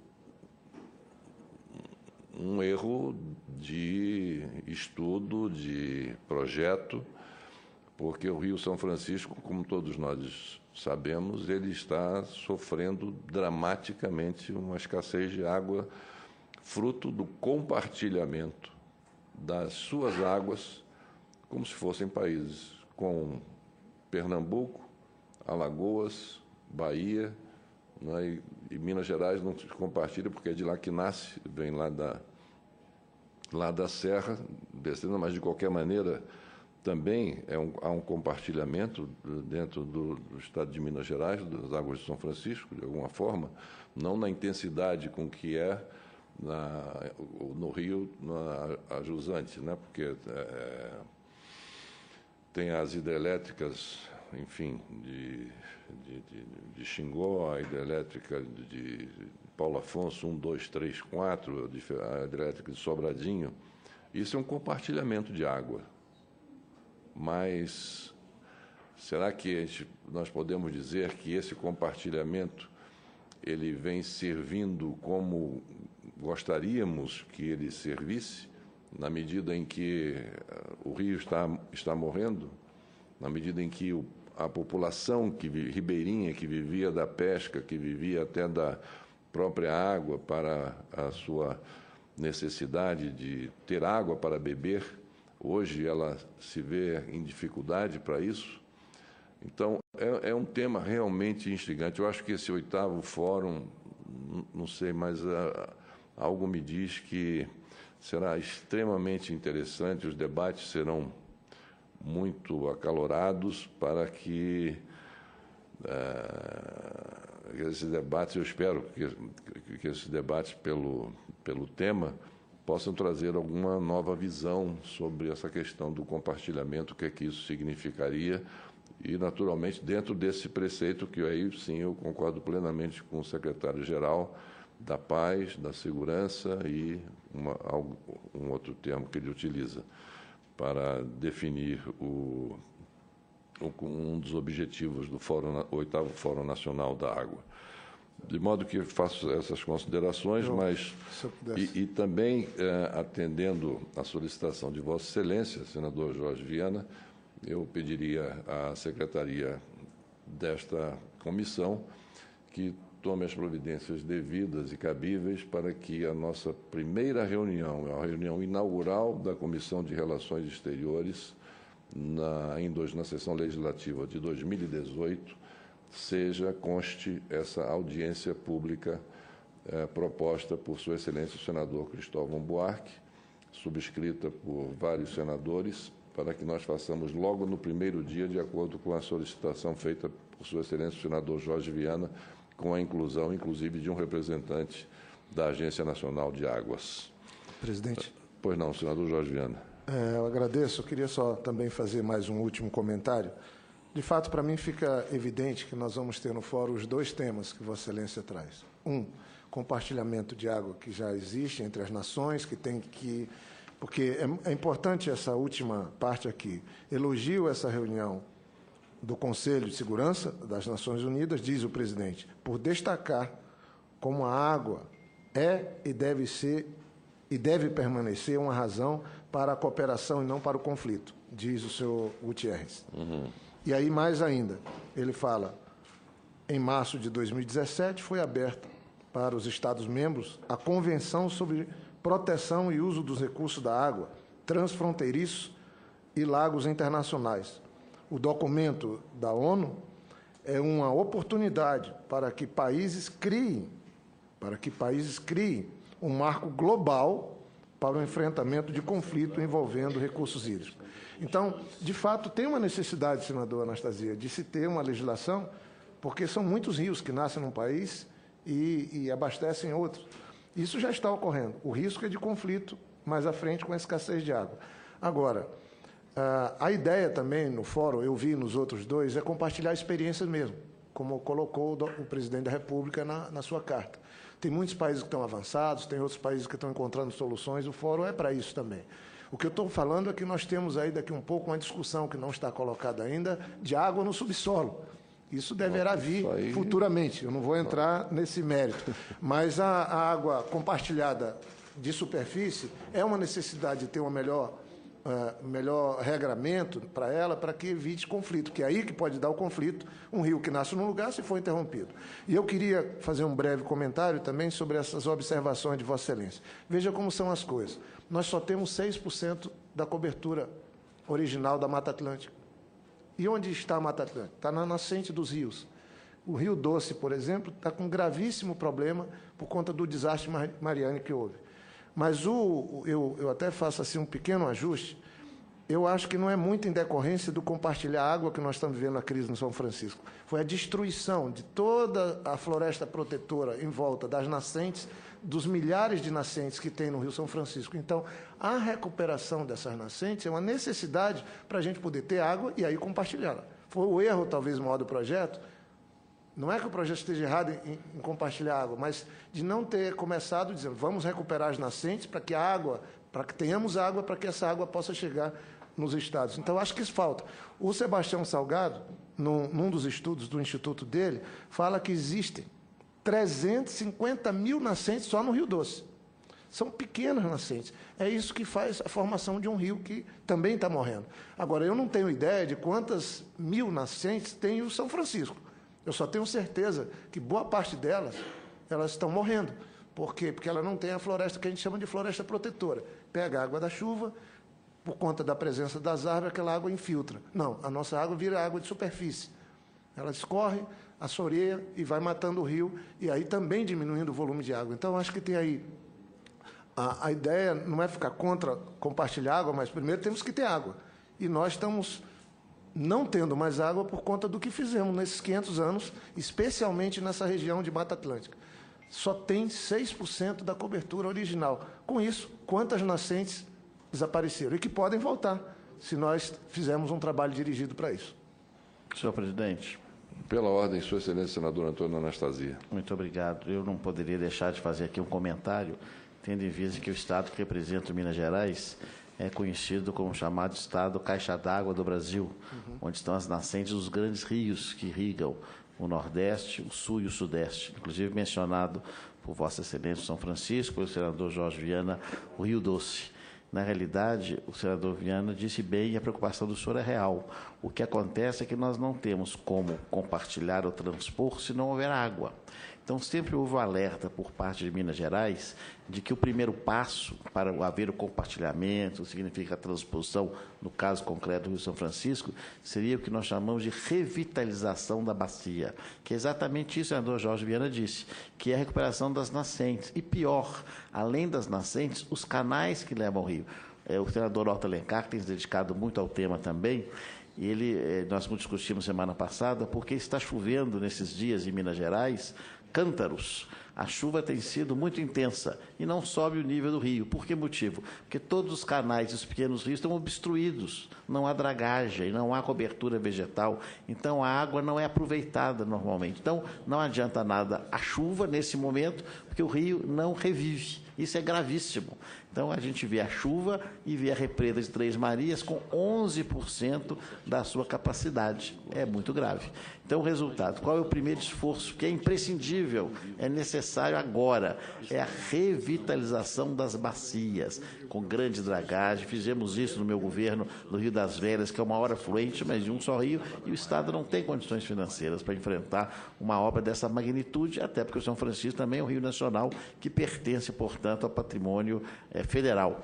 Então, esse apelo sempre foi feito por Minas Gerais. Vamos revitalizar a bacia do Rio São Francisco como um todo, aí sim, permitindo que ele, caudaloso novamente, com as águas de sua pujança, possam servir no segundo momento a sua transposição para levar água àqueles nossos compatriotas que não têm, inclusive, para o uso de beber água, que é o uso fundamental, evidentemente, o mais importante e prioritário. E o compartilhar, o verbo está sendo usado nos vários sentidos, tem toda a razão, senador Jorge Viana, especialmente que na questão tanto da Bacia do Prata como da Bacia Amazônica, quando os rios fazem fronteira de países. Não é o caso do São Francisco, que nesse caso, felizmente, é um rio da integração nacional inteiramente dentro das nossas fronteiras. Mas Vossa Excelência tem toda a razão. Esse tema certamente será discutido nesse simpósio de altíssimo nível que ocorrerá para nós relembrarmos sempre. Antes de compartilhar, devemos garantir a existência daquilo que será compartilhado, que é hoje o bem mais precioso, que é exatamente a água. Muito bem. É exatamente isso. Concordo perfeitamente com Vossa Excelência também, senador Antônio Anastasia. Pela ordem, Sua Excelência, senador Pedro Chaves. Não, senhor presidente, complementando o que foi falado pelo Jorge Viana e pelo senador Anastasia, nós temos um problema semelhante em Mato Grosso do Sul. O grande problema é realmente a falta de matas ciliares que possa proteger realmente a cabeceira dos rios.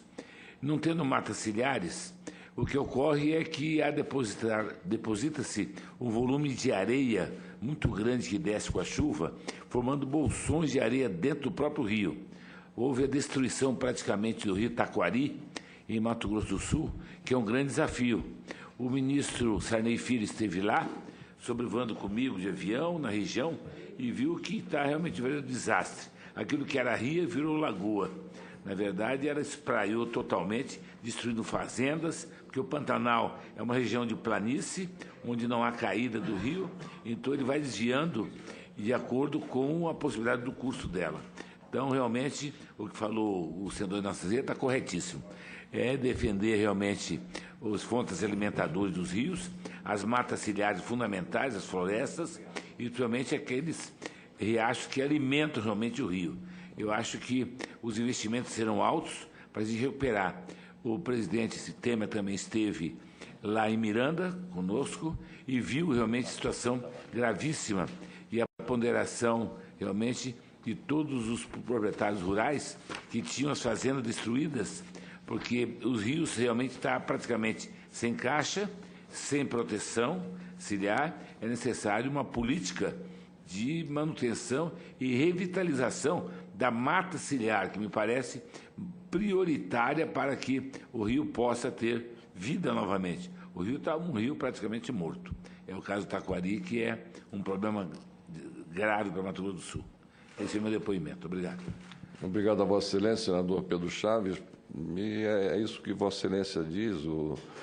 A situação do Taquari não é muito diferente do Rio São Francisco, que comparativamente tem uma extensão bem maior e uma abrangência bem maior pelo seu percurso.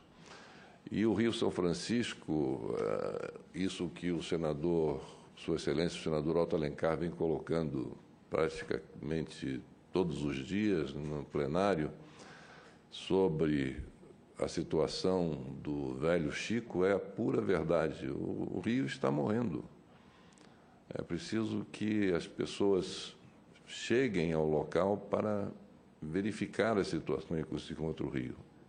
Todo inteiramente assoreado, o que disse o senador Antônio Anastasia, que embora esteja chovendo a cântaros em Minas, e onde tem as grandes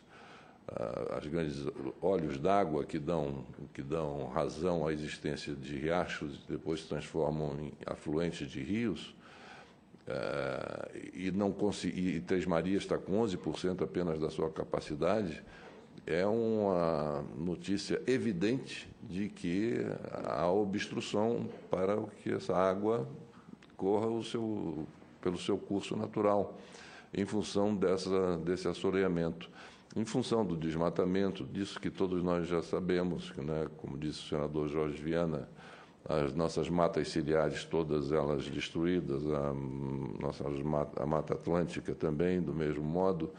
Então, a revitalização do Rio São Francisco passa por uma série de medidas. Dentre elas, o reflorestamento das matas ciliares, uma maior fiscalização para que não continue essa destruição e um trabalho hercúleo que vai ser o de desassorear o rio. Desassorear o rio.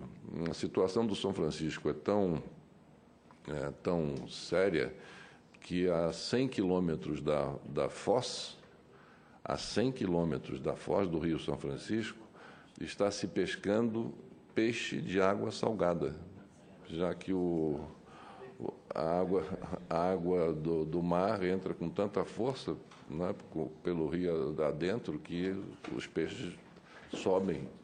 E onde existia peixe de água doce, hoje existe peixe de água salgada, o que já fica com a água salinizada, o que já não serve também para o consumo humano, o que já não serve mais para ajudar no plantio. Enfim, é uma situação muito, muito delicada que exige realmente a atenção de todos nós, brasileiros, e sobre a coordenação e comando, naturalmente, das autoridades federais e estaduais. Ainda pedindo permissão a Vossas Excelências, voltando a essa questão de compartilhar, é necessário que nós unifiquemos isso, senador Jorge Viana, porque, quando o secretário Álvaro nos der licença... Obrigado. Senador Jorge Viana, porque aqui tem senhor Presidente da República, Fórum Nacional da Água, aqui em Brasília, o 8º Fórum, tem como objetivo compartilhar experiências de gestão sustentável da água, promover negócios e fomentar a inovação. É a palavra do Presidente da República de um país que vai sediar o 8º Fórum. De Sua Excelência, o ministro Aloísio, do Ministério das Relações Exteriores, ele vem nessa linha. Diz o seguinte, no primeiro parágrafo do ofício encaminhado a Vossa Excelência. Como é do seu conhecimento e tal, no dia tal, vai haver a 8ª edição do Fórum Mundial de Águas, em que ele diz que o tema Compartilhando Água, aí já é o ofício do ministro Aloísio, representa o compartilhamento água, representará oportunidade para congregar representantes governamentais, atores do setor privado e da sociedade civil, perfeito, para discutir desafios e soluções no que concerne à gestão de recursos hídricos. Então, gestão de recursos hídricos está um texto, vamos dizer, compatível com o do Presidente da República, mas eu não sei se está conciliável. Quando diz discutir desafios e soluções no que concerne à gestão de recursos hídricos.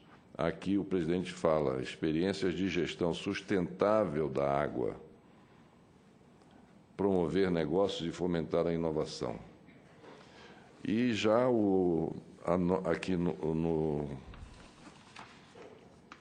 documento que Vossa Excelência leu, senador Jorge Viana, de 14 de junho, aqui fala das 270 bacias de rios compartilhados, fala de rios compartilhados, portanto, água de superfície, como disse Vossa Excelência. Água, paz e segurança estão intrinsecamente associados, sem dúvida, diz o Guterres, o secretário-geral. E vai por aí, compartilham bacias ou lagos ou de rios com vizinhos.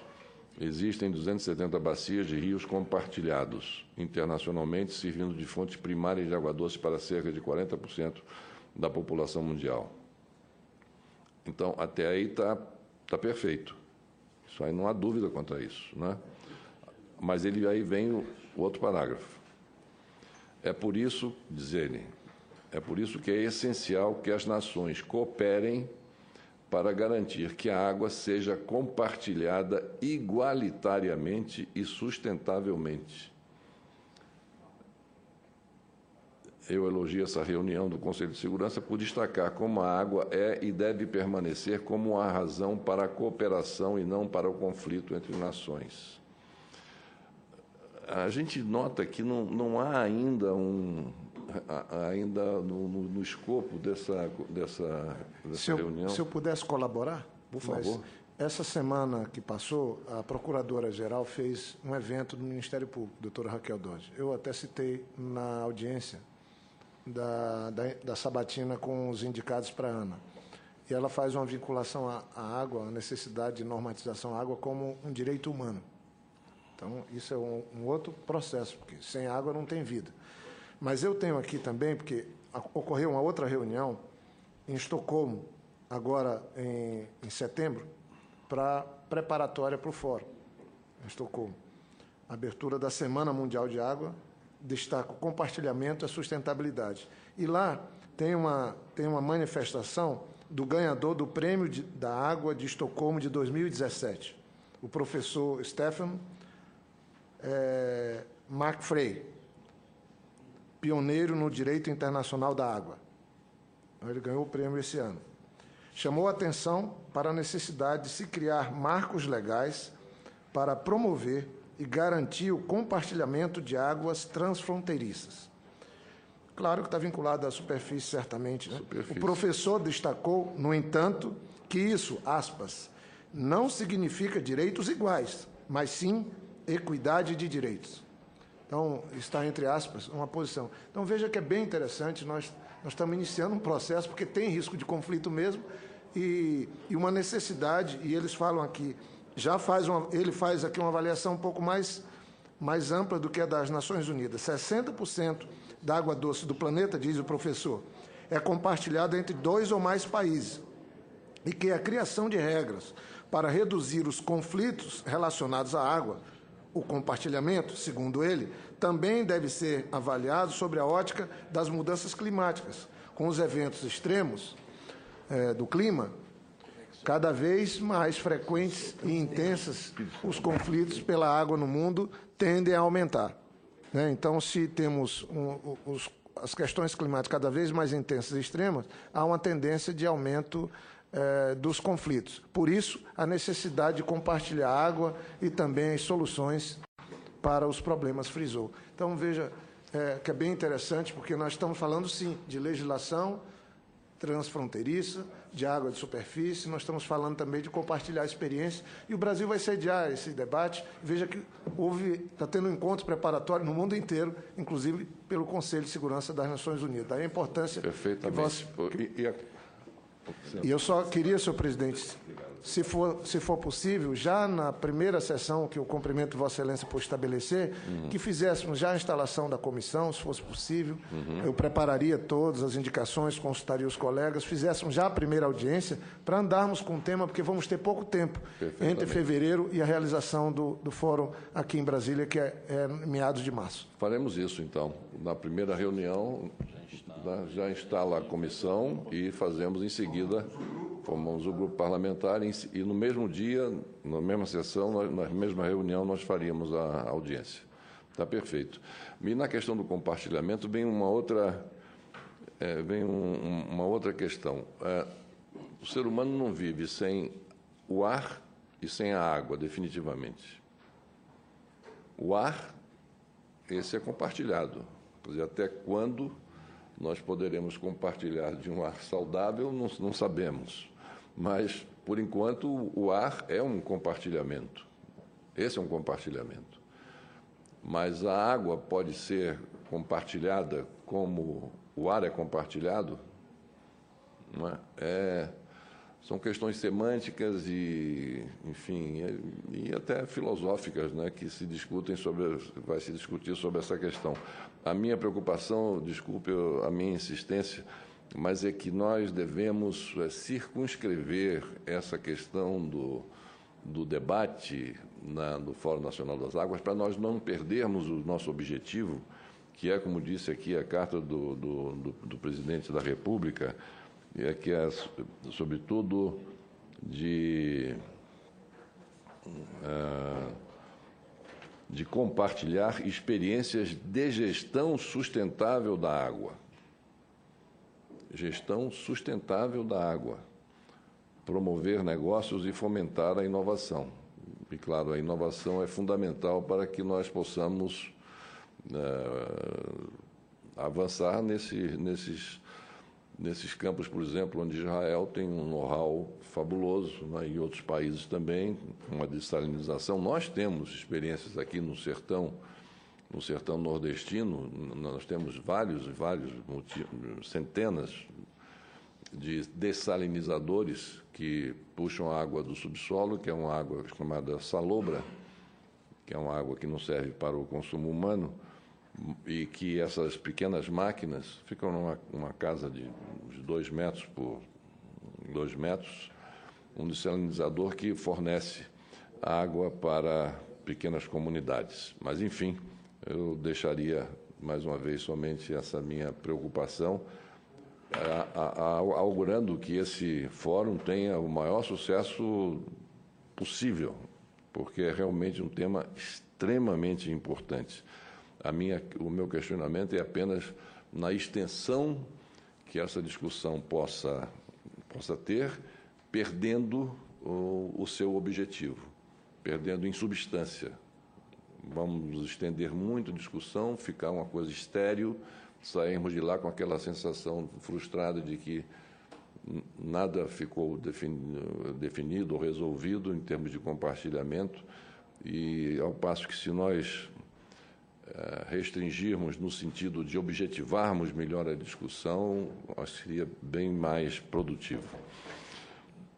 Antes de encerrar a nossa reunião, eu gostaria de agradecer a todos aqueles que na comissão trabalharam, aos nossos colaboradores do Senado da República que fazem o trabalho nesta casa, pela ajuda que nos deram para que chegássemos ao final com um trabalho realizado. Muito obrigado a cada um pela sua dedicação. Agradecer às senhoras e senhores senadores pela sua atuação muito ativa, pela paciência que tiveram, muitas vezes pelo esforço que fizeram para estar presentes aqui na reunião, tendo tantas outras reuniões, atuando no mesmo horário, no mesmo dia. Muito obrigado às senhoras e senhores senadores pela participação. Agradecer às assessorias do Itamaraty, na pessoa da embaixadora Gisela, agradecer às assessorias das forças militares também pela sua participação, sempre muito presente, nos fornecendo todas as respostas às dúvidas que tivemos. Agradecer a TV Senado, a Rádio Senado, agradecer aos nossos internautas pela participação que tiveram ao longo do ano em todos os painéis que aqui realizamos e nas audiências públicas que realizamos. Agradecer, enfim, a confiança que nos foi depositada para conduzir esse trabalho, de coordenar os trabalhos da Comissão de Relações Exteriores, e desejar a todos, as senhoras e senhores senadores, os melhores votos de boas festas e de um feliz 2018, que esse ano próximo que venha nos ajude, nos ilumine a todos nós, senadores, não somente desta comissão, mas de todo o Senado da República, para que possamos atuar de forma efetiva na solução dos problemas que angustiam a nação brasileira nesse momento tão difícil pelo qual estamos passando. Mas as melhores boas festas e um ano novo de muita alegria para todos. Antes de encerrar essa reunião, eu proponho a dispensa da leitura e a aprovação das atas da presente reunião e das reuniões anteriores. As senhoras e os senhores senadores que o aprovam permaneçam como se encontram, aprovadas. Não havendo mais nada a tratar, declaro encerrada a presente reunião, desejando um bom dia a todos.